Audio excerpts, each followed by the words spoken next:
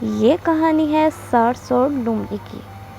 ایک دفعہ کا ذکر ہے، ایک لومڑی سارس کے پاس جاتی ہے اور اسے کہتی ہے، سارس بھیا، آج آپ کو میری طرف سے میرے گھر پر کھانے کی دعوت ہے۔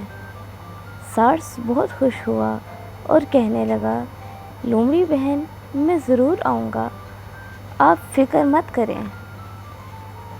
لومڑی بہت چالاک تھی۔ وہ جب وہاں سے گئی تو اس نے سارس کے لیے پتلا شوربہ بنایا۔ جب سارس وہاں پر آیا، لومڑی نے اس کے سامنے کھانا پیش کیا اور کہنے لگی، سارس بھیا، چلیں کھانا شروع کرتے ہیں۔ سارس سوچ میں پڑ گیا کہ یہ شوربہ وہ کیسے پیے۔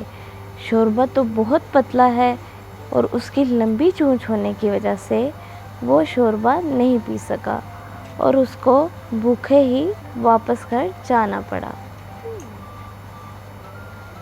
پھر سارس نے سوچا کہ کیوں نہ لومڑی بہن کو مزہ چکھایا جائے۔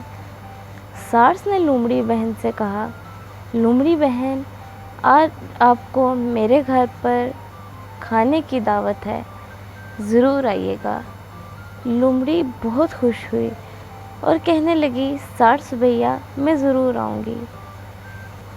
سارس نے کھانا تو بنایا، لیکن جس برتن میں اس نے وہ کھانا رکھا وہ تھوڑا سا اوپر سے تنگ تھا اور نیچے سے کھلا۔